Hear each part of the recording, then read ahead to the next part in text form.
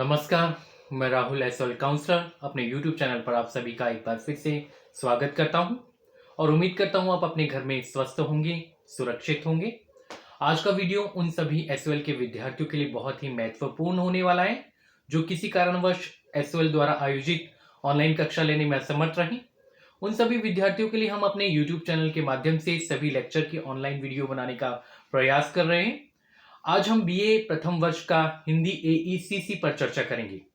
Video को आगे बढ़ाने से पूर्व आप सभी विद्यार्थियों से अनुरोध करूंगा कि चैनल को सब्सक्राइब जरूर कर लें और साथ ही शेयर करें ताकि सभी विद्यार्थियों को इसका लाभ पहुंच सके। पिछले वीडियो में हम संप्रेषण के बारे में चर्चा कर चुके हैं, तो आज हम संप्रेषण के विभिन्न मॉडल पर चर्चा करने जा रहे हैं। आप सभी विद्यार्थियों से अनुरोध करता हूं कि वीडियो को अंत तक देखें और स्किप ना करें। तो चलिए वीडियो को आगे बढ़ाते हैं। संप्रेषण के विभिन्न मॉडल। आपने स्कूल में मॉडल के बारे में अवश्य सुना होगा और आपने स्कूल में मॉडल बनाया भी जरूर होगा।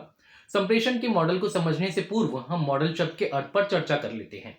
हिंदी भाषा में मॉडल का अर्थ होता है प्रतिरूप, नमूना, ढालना, प्रतिमा, साँचा बनाना या प्रारूप तैयार करना। मॉडल को और आसान भाषा में ऐसे समझेंगे कि किसी भी चीज के निर्माण के लिए सबसे पहले उसका एक प्रतिरूप तैयार किया जाता है, उसका एक नमूना तैयार किया जाता है ताकि उसे लोगों के सामने पेश किया जा सके या लोगों को दिखाया जा सके ताकि उस चीज के बारे में लोगों की राय और प्रतिक्रिया इकट्ठी की जा सके। मुझे लगता है यहां पर मॉडल का अर्थ आपको समझ में आ गया होगा। जब से मानव जीवन की उत्पत्ति हुई है तभी से संचार या संप्रेषण की शुरुआत मानी जाती है। हम कह सकते हैं कि आज मानव का जो विकसित रूप है वह बिना संचार के संभव न था। संचार की प्रक्रिया का अध्ययन एक विज्ञान है। संचार की प्रक्रिया और इससे जुड़े कई सिद्धांतों की जानकारी हमें प्राचीन ग्रंथों से मिलती है, लेकिन उन जानकारियों पर और अध्ययन करने की आवश्यकता है। संचार के मॉडल का उत्थान पश्चिमी विद्वानों की देन है। अरस्तु की व्याख्या के आधार पर कुछ विद्वानों ने संचार की सबसे पुराने मॉडल को बनाने की कोशिश की है। संचार की प्रक्रिया को बताने वाला चित्र मॉडल कहलाता है।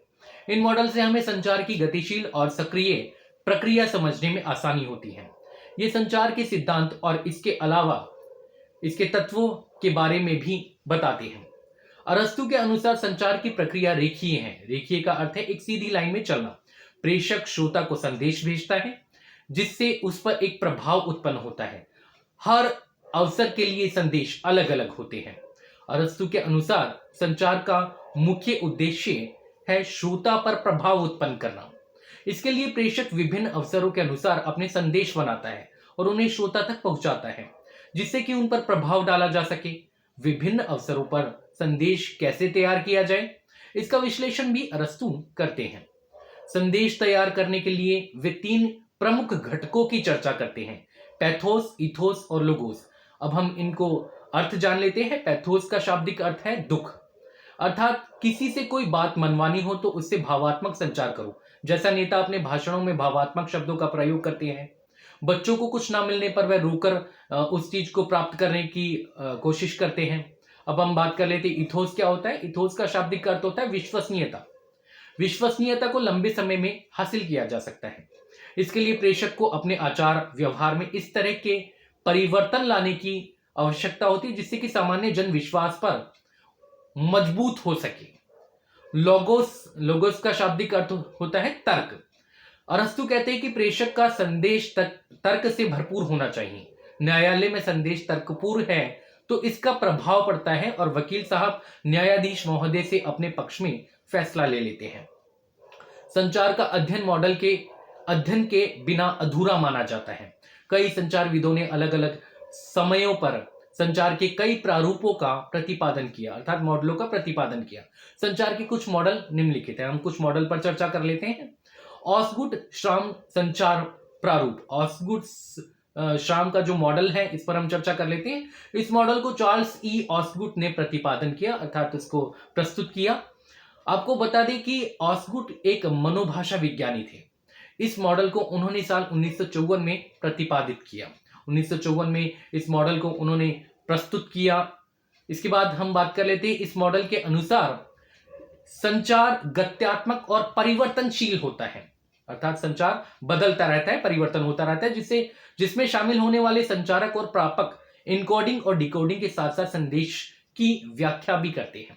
इस मॉडल के अनुसार संचारक एक समय ऐसा आता है जब संचारक की भूमिका बदलकर प्रापक की हो जाती है, तो वहीं प्रापक की भूमिका बदलकर संचारक की हो जाती है। अतः संचारक और प्रापक दोनों को व्याख्याकार की भूमिका निभानी पड़ती है। इस मॉडल को हम सर्कुलर प्रारूप भी कहते हैं, सर्कुलर मॉडल भी कहते हैं। अगले मॉडल की बात कर लेते हैं, लॉसवेल फॉर्मूला। लॉसवेल मॉडल की बात कर लेते हैं। यह मॉडल हेराल्ड डी लॉसवेल ने प्रतिपादित किया। लॉसवेल जो है अमेरिका के प्रसिद्ध राजनीति शास्त्री हैं। इन्होंने संचार का ऐसा फार्मूला प्रस्तुत किया जो प्रश्न के रूप में था। इन्होंने बताया कि संचार की प्रक्रिया को समझने के लिए सबसे बेहतर तरीका है, इन्होंने कुछ बिंदु सामने रखे। सबसे पहला बिंदु है कौन, यानी कि हूं, क्या, कहां, से व्हाट, किस माध्यम से कहां, इन विच चैनल, किससे, टू हुम, और अगला है किस प्रभाव से, यानी विद व्हाट इफेक्ट। इन्होंने इन बिंदुओं के माध्यम से अपना मॉडल प्रस्तुत किया। लॉसवेल फॉर्मूले की कुछ सीमाएं या कमियां, इसमें कुछ सीमाएं हैं, कुछ कमियां हैं, इस पर चर्चा कर लेते हैं। लॉसवेल का यह मॉडल एक रेखीय संचार प्रक्रिया को दर्शाता है जो वन वे कम्युनिकेशन करता है। इस मॉडल में फीडबैक का उल्लेख नहीं किया जाता, संचार की परिस्थिति का स्पष्ट उल्लेख नहीं किया गया है इसमें। इस मॉडल में संचार के दौरान जो व्यवधान या रुकावट होती है उसे नजरअंदाज किया गया है। अगले मॉडल पर चर्चा कर लेते हैं, संचार का एसएमसीआर प्रारूप। एसएमसीआर जो कि संचार के इस मॉडल को डेविड के बर्लो ने साल 1960 में प्रतिपादित किया था। इस मॉडल में एसएमसीआर का अर्थ है, एस का मतलब होता है सोर्स, यानी कि प्रेषक जो अपने भावों और विचारों को अभिव्यक्त करता है। एम का मतलब होता है मैसेज, सी का मतलब होता है चैनल यानी कि माध्यम, और आर का मतलब होता है रिसीवर, यानी जो मैसेज को प्राप्त करता है। प्रेषक के बारे में जान लेते हैं। प्रेषक क्या होता है? सोर्स। प्रेषक एक सोर्स होता है, इसे अंग्रेजी में सोर्स कहते हैं, जो किसी बात, भावना या विचार को किसी माध्यम से दूसरे तक पहुंचाता है, उसे प्रेषक कहते हैं। संचार में प्रेषक का अहम योगदान है। प्रेषक बोलकर, लिखकर, संकेत देकर संचार कर सकता है। संदेश की बात कर लेते हैं। संदेश मतलब होता है मैसेज। प्रेषक जो विचार या भावना दूसरे तक पहुंचाता है उसे संदेश कहते हैं।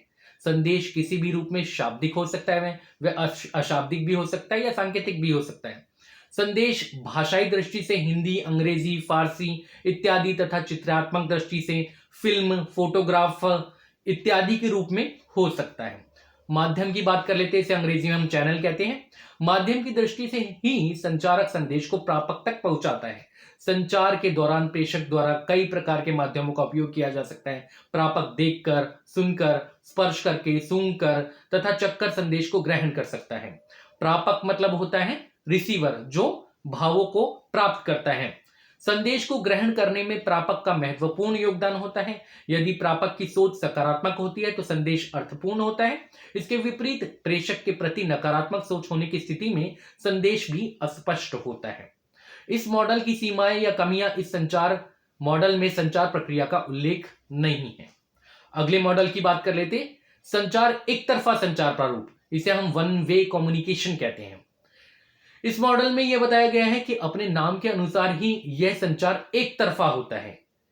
इसमें संचारक अपनी बात, भावना, विचार प्रापक तक तो पहुंचाता है, लेकिन प्रापक की तरफ से कोई प्रतिक्रिया नहीं मिलती है। अगर प्रापक कोई प्रतिक्रिया देता भी है तो वह संचारक तक नहीं पहुंचता है। उदाहरण के लिए हम कह सकते हैं कि टीवी पर जब हम समाचार सुनते हैं तो उस वक्त आप सिर्फ समाचार को सुन सकते हैं। आप उस समय चाहकर भी अपनी प्रतिक्रिया टीवी एंकर या समाचार प्रस्तुतकर्ता तक नहीं पहुंचा सकते।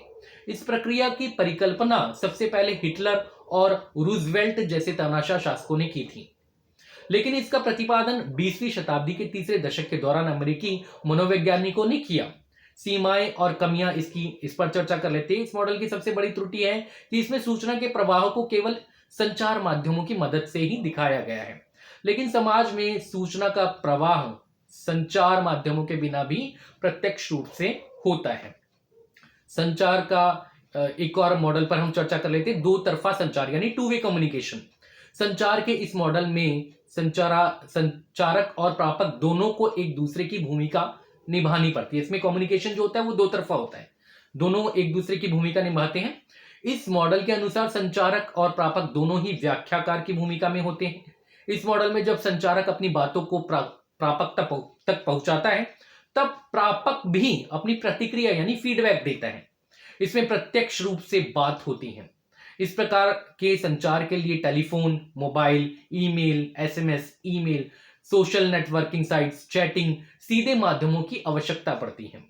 तो यहां हमने संचार के संप्रेषण मॉडल पर कुछ जो महत्वपूर्ण मॉडल है उस पर चर्चा की। उम्मीद करता हूं कि संप्रेषण के मॉडल आपको समझ में आ गया होगा। वीडियो के अंत में आप सभी विद्यार्थियों से अनुरोध करूंगा कि चैनल को लाइक कर दीजिए, चैनल को सब्सक्राइब कर दीजिए और चैनल को शेयर जरूर करिए। इसके साथ ही बेल आइकन को दबा दीजिए ताकि जब भी मैं वीडियो अपलोड करूं तो आप तक सबसे पहले पहुंच सके।